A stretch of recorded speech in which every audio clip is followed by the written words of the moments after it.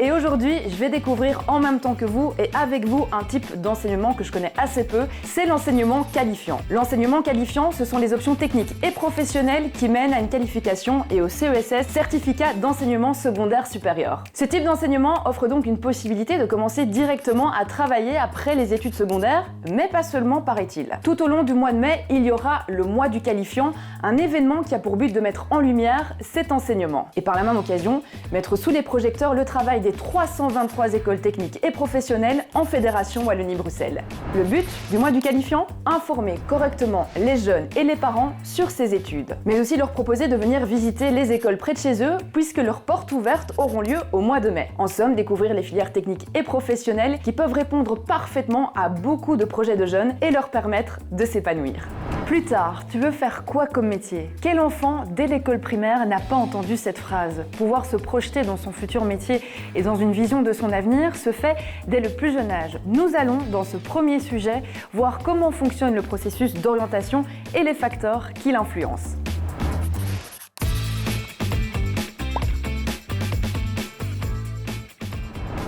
Le choix du qualifiant, c'est un choix comme tout choix d'orientation qui doit se construire petit à petit, dès le préscolaire, dès l'enseignement maternel, dans le primaire.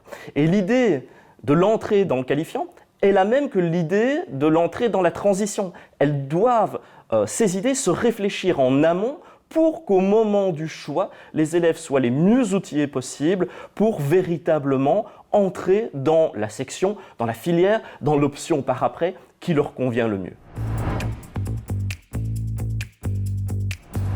L'école professionnelle, elle est entre finalement le monde scolaire et le monde de l'entreprise, le monde du travail. Comment faire pour que l'école professionnelle ou qualifiante ne soit plus une école de relégation ? Je pense qu'il faut d'abord agir sur les mécanismes d'entrée dans les filières professionnelles et techniques. Si on continue à arriver dans le qualifiant à travers l'échec et le redoublement, alors cela restera évidemment une école de relégation. Il faut aller davantage vers des mécanismes de choix positifs et non pas de choix par défaut ou souvent de non-choix. Sinon, on a des élèves qui arrivent dans ces filières au fond de manière relativement subie, passive et souvent contrainte. Le rôle de l'école, c'est aussi d'ouvrir tous les élèves au fond à tous les possibles, à tous les métiers. Une orientation positive, une approche orientante, c'est ouvrir tous les possibles pour tous les élèves et donc les confronter à des intervenants, à des professionnels, à des gens du monde du travail. Travailler sur soi et sur l'ensemble des possibles, c'est rendre le choix scolaire beaucoup plus libre finalement. Le qualifiant, c'est cette petite clé qu'on a en plus. Donc le qualifiant, ce n'est pas quelque chose qu'on a en moins, c'est quelque chose qu'on a en plus qui va permettre précisément, si on a besoin d'une activité professionnelle directe, de la réaliser en cours de formation. Parce qu'une compétence acquise, une compétence qualifiée, c'est quelque chose qu'on ne vous retirera jamais. Ça a la même fonction, si je veux reprendre une image, que les ceintures en judo. Si vous passez d'une ceinture à l'autre, cette ceinture, vous l'aurez toute votre vie. Et la formation qualifiante est une des formes de pédagogie qui prépare le mieux à la formation continue parce qu'elle nourrit le désir et le plaisir d'apprendre de nouveau chez l'apprenant et non pas l'obligation de recevoir passivement des contenus, par exemple. Et donc, on est tout à fait en phase avec la manière dont le marché de l'emploi, dont le marché du travail est en train d'évoluer. L'enseignement qualifiant, ce sont 10 secteurs et une multitude de possibilités pour le jeune qui a entamé son processus d'orientation. Certains métiers qui sont typiques d'une région sortent du lot parce qu'ils portent en eux un bout d'histoire et de patrimoine, tandis que d'autres nécessitent un savoir-faire et des compétences particulières. Il y a tant d'aspects, souvent méconnus. Alors, l'enseignement qualifiant, qu'est-ce que c'est vraiment ? Retrouvons sans plus attendre nos experts sur la question.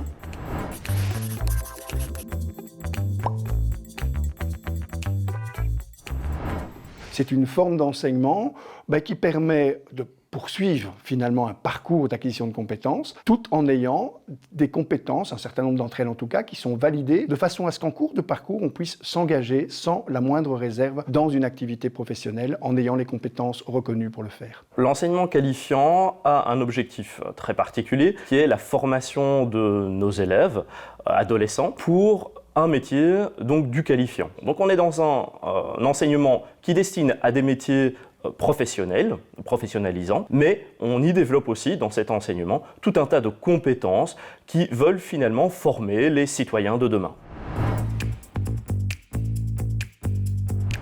Durant toute la première moitié du XXe siècle, il y avait d'un côté les humanités classiques destinées aux enfants évidemment de la bourgeoisie, mais il y avait à côté de ça des humanités techniques et professionnelles qui étaient en fait destinées à ce qu'on appelait alors l'aristocratie ouvrière. L'idée c'était vraiment de former des gens qui allaient jouer des rôles d'intermédiaires dans l'entreprise, dans les secteurs des services. Et donc c'était vraiment des filières qui étaient considérées finalement comme un enseignement différent, mais d'égale dignité. Avec toute une série de réformes au XXe siècle, on a rassemblé l'école professionnelle avec l'école de transition, ce qui partait d'une intention évidemment très louable, c'était le projet d'égalité des chances, tout le monde a droit à une même éducation, mais malheureusement ça a produit toute une série d'effets involontaires et notamment ça a conduit l'école professionnelle et technique à devenir une école finalement dans laquelle on arrive par l'échec, par le redoublement, dans ce qu'on appelle les cours généraux. Il faut rappeler que l'enseignement qualifiant, en fait, a aussi été souvent très innovant et est amené à être innovant sur le plan pédagogique. Et d'ailleurs, c'est frappant de constater que des choses qui sont aujourd'hui recommandées par tous les pédagogues ont en fait été expérimentées dans le qualifiant depuis très longtemps. Je pense par exemple à la notion de compétence, donc cette injonction qu'il y a aujourd'hui à apprendre non pas des savoirs, mais des compétences, donc des capacités à mobiliser en fait des compétences en situation, ça c'est quelque chose que par définition les filières qualifiantes font depuis longtemps. Une des forces du qualifiant, c'est aussi de permettre une variété pédagogique. Et je crois que c'est important de tenir compte de l'idée que la richesse de la pédagogie, de plus en plus on s'en rend compte, dépend de sa variété. C'est-à-dire pouvoir passer d'un courant pédagogique à un autre sans les exclure et sans qu'ils s'excluent mutuellement. On connaît tous les pédagogies Montessori, les pédagogies Freinet, lorsqu'elles sont utilisées de façon unique en disant c'est la seule voie d'acquisition des compétences, on sait qu'elle a du mal à trouver sa place, en tout cas dans la pédagogie des plus âgés. Par contre, lorsqu'elle se combine avec les pédagogies traditionnelles, avec les pédagogies qu'on appelle les pédagogies libertaires, dans lesquelles on va remettre en question le savoir, pour que, par exemple, un outil fonctionne, pour qu'on comprenne ensemble comment un instrument électronique peut fonctionner ou ne pas fonctionner, eh bien ce sont ces pédagogies libertaires qui ont le plus de sens. Si vous réparez quelque chose et que vous constatez que ça marche, les effets de votre connaissance vont renforcer cette volonté de toujours vouloir comprendre, de toujours vouloir découvrir, mais par contact direct avec la réalité. Le sentiment de compétence dans l'enseignement qualifiant est sans doute mieux nourri que dans l'enseignement traditionnel. C'est pour ça que beaucoup d'élèves s'y retrouvent et retrouvent parfois un goût de la découverte, un plaisir d'apprendre qui est le véritable moteur finalement de cette envie d'apprendre qui est sans doute beaucoup plus profitable sur le plan de l'éducation scolaire que l'obligation de se rendre à l'école. Industrie, construction, agronomie, service aux personnes, ce sont 10 secteurs d'enseignement qui composent l'enseignement qualifiant. Et un élève sur deux de la Fédération Wallonie-Bruxelles y est scolarisé. Maintenant que nous en savons un peu plus sur les éléments qui composent l'enseignement qualifiant ainsi que l'importance du processus d'orientation, il y a une question que se posent souvent les élèves et qui inquiète les parents. Le jeune qui sort de ses études secondaires spécifiques ne se ferme-t-il pas des portes ? Peut-il tout de même poursuivre des études supérieures s'il le désire ? Quel diplôme obtient-il ? Quel parcours s'offre-t-il à lui réellement ? Retrouvons nos experts pour nous éclairer sur ces questions.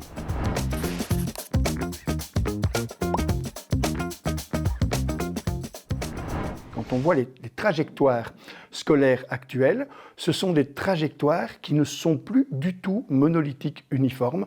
Il suffit de demander à quelqu'un « mais tu as fait quoi comme études ?» Eh bien maintenant, il faut mettre le S à études. On n'a plus fait un seul parcours, on a cumulé un ensemble de compétences en faisant un parcours évolutif qui durera probablement pour chacun d'entre nous tout au long de sa vie. Absolument aucune porte n'est fermée. Évidemment, on n'a pas pris l'autoroute, on a pris des chemins qui sont parfois un peu détournés, mais on a vu, et moi j'en vois beaucoup à l'université, qui viennent du qualifiant, qui ont pris d'autres chemins puis qui reviennent à un âge parfois différent des autres, à l'université. Donc il faut bien comprendre que le parcours d'acquisition de compétences est un parcours qu'on va tous réaliser maintenant de façon singulière, de façon personnelle, en utilisant le plus possible la dynamique de réussite qui nous invite toujours à apprendre en cours de vie, à la fois pour des raisons de développement personnel, mais aussi pour s'adapter aux réalités du monde professionnel auquel on s'est confronté. Et donc toutes les portes sont ouvertes et surtout restent ouvertes tout au long de la carrière. C'est l'accès par la valorisation des acquis de l'expérience. Dans le programme que nous organisons depuis plusieurs dizaines d'années ici, ça représente la moitié de nos étudiants, dont la moyenne d'âge est 40 ans et dont une partie, effectivement, viennent de formations qualifiantes. Ils peuvent effectivement s'engager dans des formations supérieures. C'est valable à l'université, c'est valable dans les hautes écoles aussi, et donc non, l'enseignement qualifiant, c'est pas une voie qui ferme les portes à des projets d'études supérieures par la suite. Le monde du travail a beaucoup changé. Avant, on avait une séparation nette entre ce qui était le temps de la formation, ensuite le temps du travail et puis le temps de la retraite. Maintenant, il est devenu très commun et très fréquent de travailler pendant les études, de reprendre des études quand on est en activité professionnelle et maintenant aussi de plus en plus de travailler quand on est retraité. Toute formation de base doit préparer à pouvoir continuer tout au long de la carrière professionnelle à mettre à jour ses compétences, à pouvoir s'engager dans des formations courtes ou plus longues, même aussi pour se réorienter, pour progresser dans une carrière professionnelle. Aujourd'hui, c'est devenu quelque chose de commun et de nécessaire pour se maintenir dans un marché de l'emploi qui évolue en permanence. On commence à en savoir un peu plus sur les options qui s'offrent à nos jeunes qui veulent s'orienter vers l'enseignement qualifiant. Et on le sait aussi, il y a une pénurie de main-d'œuvre dans certains jobs, voire des secteurs entiers. Ce qui veut dire job à la clé et donc bonne motivation. Par ailleurs, le secteur de l'emploi évolue rapidement. On entend que 85% des métiers de 2030 n'existent pas encore. Alors comment l'enseignement qualifiant répond-il à ces défis ?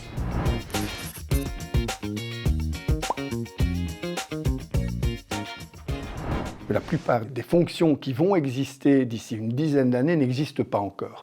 Et donc forcément, le but n'est pas de dire on va te garantir cet emploi-là.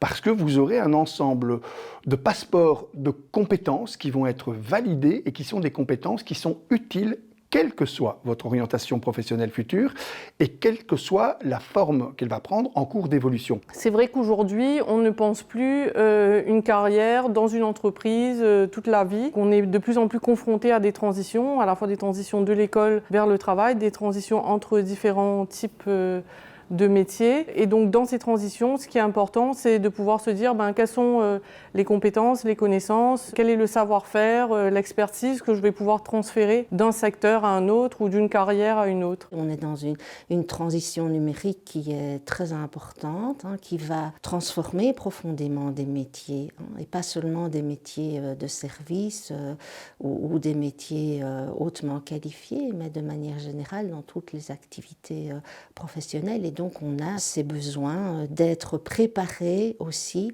à pouvoir refaire ces épisodes de formation dans sa vie professionnelle. S'affilier à un métier, c'est retrouver un certain plaisir d'apprendre certaines disciplines pour lesquelles on se rend compte qu'on a en fait un certain nombre d'aptitudes. C'est aussi découvrir alors des environnements professionnels. Et il ne faut pas oublier que l'enseignement qualifiant propose des stages aussi, donc il y a toute une formation justement sur le terrain, dans le monde du travail. Et là, c'est souvent pour ces élèves une véritable épreuve de réalité dans laquelle ils se rendent compte qu'ils peuvent être pris au sérieux. Ils ne sont jamais aussi fiers, par exemple, que quand ils se rendent compte qu'on les a pris comme des vrais professionnels, ou si, par exemple, un client ou un usager les a considérés comme de vrais professionnels. Et donc, cette notion de qualification et donc d'accès à l'emploi est très valorisée aussi, et donc ils vont valoriser, notamment par exemple quand les stages leur donnent déjà une petite rémunération, ce qui est le cas dans l'alternance par exemple, c'est très souvent source de fierté, de valorisation. Afin de pouvoir s'insérer dans le monde de l'emploi, rebondir et évoluer, il est important d'avoir la capacité d'acquérir continuellement de nouvelles compétences et de pouvoir s'adapter. L'enseignement qualifiant permet-il d'acquérir ces soft skills tant attendus par les employeurs? Nos experts nous répondent.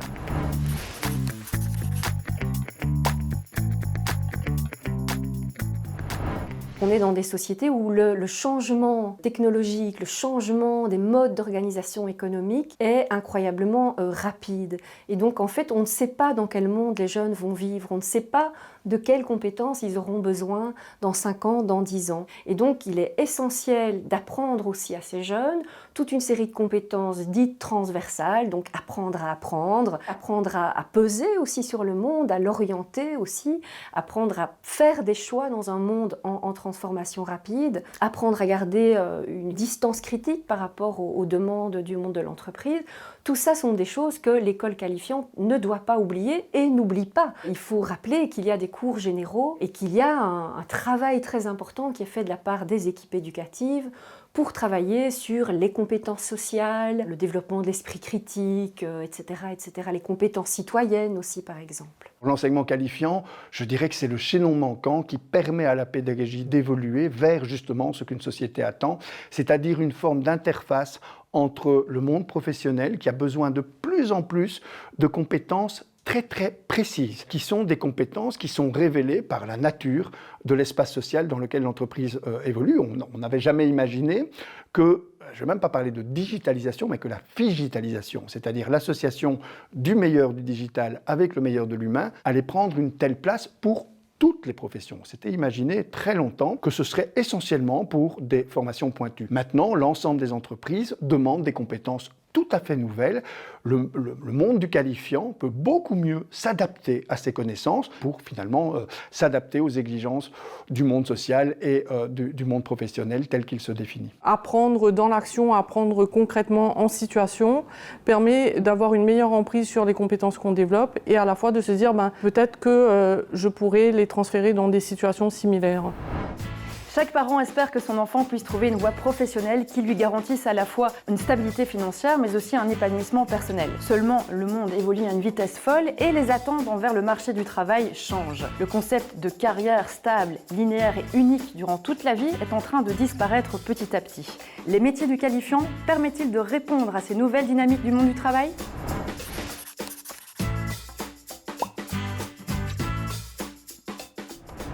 L'épanouissement, c'est lié au fait que les connaissances sont directement en phase avec la réalité, qu'on est aussi dans la mise en place d'une dynamique qui est plus proche des dynamiques qui permettent finalement d'introduire ce qu'on appelle des cercles vertueux d'estime de soi, parce qu'on nourrit finalement son audace à agir, le fait d'oser agir, par un ensemble d'activités concrètes qui sont renforcées par des résultats positifs. On a constaté effectivement que cet enseignement qualifiant était terriblement utile pour briser des cercles vicieux de mésestime de soi, dans lequel, par exemple, parce qu'on a subi des échecs, on n'ose plus agir. N'osant plus agir, forcément, on va avoir moins de nourriture à l'estime de soi, et forcément, on va moins oser agir, et surtout, s'imaginer que chaque échec provoque un anéantissement. Donc, ce qui est important, et on le sent de plus en plus dans ce qu'on entend dans les projets de vie des jeunes, c'est une forme d'harmonie entre le développement personnel, le développement professionnel et le développement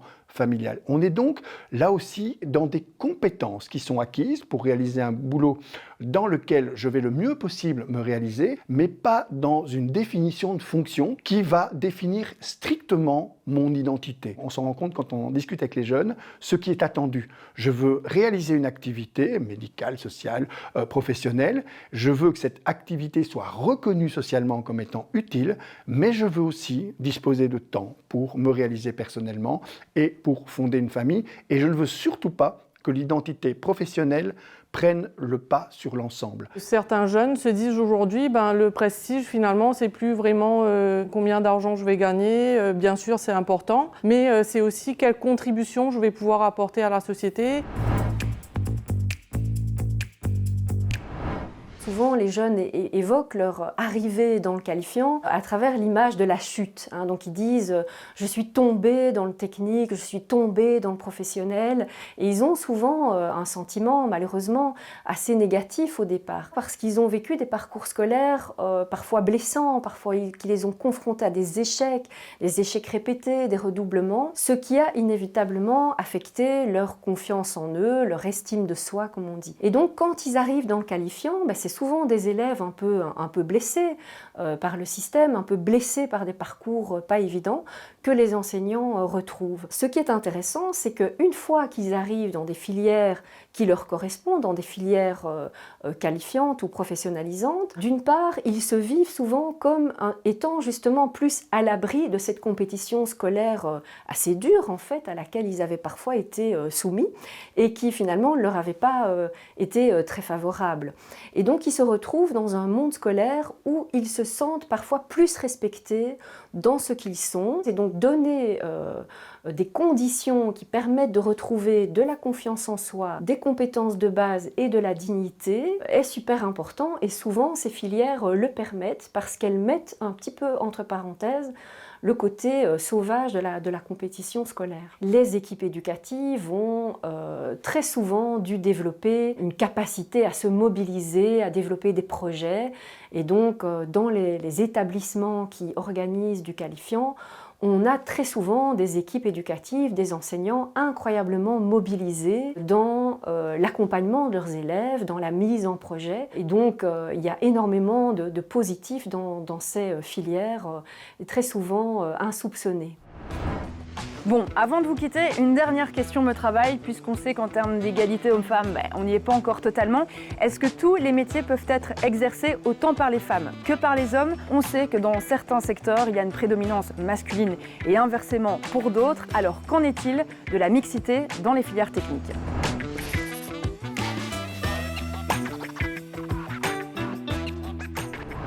On trouve encore des différences de genre marquées entre les filières, surtout au niveau du qualifiant, en termes de différences de genre. Par exemple, on va voir que des métiers plutôt manuels, qui sont associés historiquement aux garçons, c'est-à-dire des métiers de force par exemple, eh bien, on va y retrouver peu de filles. Cet état de fait est lié de façon intrinsèque avec la société en général et les stéréotypes qu'elle peut véhiculer. Ce qu'on voit aussi, c'est qu'il y a toujours des métiers qui se trouvent aux extrémités de cette ligne de stéréotypes, des métiers très genrés au niveau masculin, très genrés au niveau féminin, qui eux, en fait, restent à leur place. C'est-à-dire que le métier, par exemple, de routier, c'est toujours considéré aujourd'hui comme un métier presque exclusivement pour les garçons. Le métier de sage-femme est encore fortement connoté comme un métier féminin. Donc on voit qu'il y a une avancée dans la psyché collective de la société qui, évidemment, va influencer l'école, mais cette école, paradoxalement, elle tend à orienter elle-même les élèves, mais à ajouter cette couche de stéréotypes et donc se retrouve à devoir lutter contre quelque chose qu'elle elle-même reproduit ou produit. Et donc, quelles sont les clés pour lutter contre ce manque de mixité, finalement, de certaines filières? Eh bien, je crois que ça passe, d'une part, par la sensibilisation de tous les acteurs scolaires, notamment les enseignants, mais pas que, certainement aussi les décideurs qui réfléchissent à l'organisation du système, aux personnes qui rédigent les programmes scolaires, les curricula, où la question du genre commence à être intégrée de plus en plus profondément. Donc ça, c'est une chose. Et puis, mais simplement aux acteurs eux-mêmes, aux élèves et à leurs parents. La sensibilisation des parents, la sensibilisation des jeunes dès les premiers âges, dès l'école maternelle, dès l'école primaire, à ces questions de genre et à ce manque de représentativité des filles, par exemple, dans les métiers STEM, eh bien, ça peut se réfléchir très tôt. Et donc, former nos enseignants à se rendre compte de leurs paroles pendant les cours, notamment au niveau de ces stéréotypes, serait certainement une façon de contrer ces stéréotypes de genre et cette façon de voir finalement notre école comme une réplication de la société. Moi, je pense que les clés, elles passent par justement nous, les adultes. Il faut qu'on soit nous-mêmes dans nos représentations plus ouverts par rapport au métier. C'est notre devoir aujourd'hui de se dire, est-ce que en fait, ces qualités pour exercer ce métier sont réservées à une seule partie de la population ou la moitié de la population, ou est-ce qu'on peut les ouvrir, et puis comment, du coup, est-ce qu'on peut préparer les générations futures à envisager autant de possibilités que le nombre de possibilités qui sont disponibles devant leurs yeux et pas juste la moitié. Merci aux experts Patricia, Émilie, Marie, Bruno et Damien d'avoir mis en lumière tous les éléments qui composent et entourent les études qualifiantes secondaires. Comme nous l'avons entendu, quelle que soit l'orientation, il est vital que la filière empruntée constitue un choix positif, conscient et réfléchi. Il y a de l'emploi à la clé, mais surtout, plein de portes peuvent s'ouvrir à la sortie des études qualifiantes ou plus tard pour continuer à se développer et se former de manière continue. Et puis le plus important, si le jeune se sent bien dans son choix et s'épanouit, c'est gagné. Pour en savoir plus, rendez-vous sur www.lemoisduqualifiant.be et sur les réseaux. À bientôt, ciao!